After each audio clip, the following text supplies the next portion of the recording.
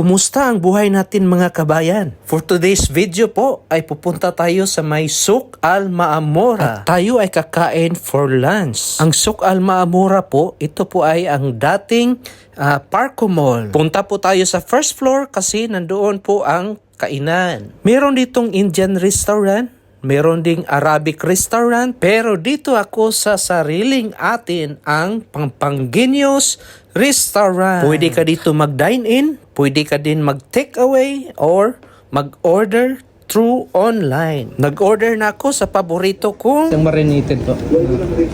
lahat po ay lutong Pinoy na swak sa budget at sa panglasa mo. At ito na ang order ko na paborito kong marinated fish with talong.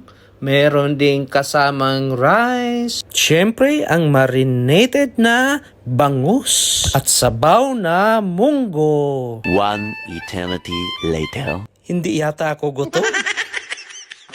Thank you for watching mga kabayan.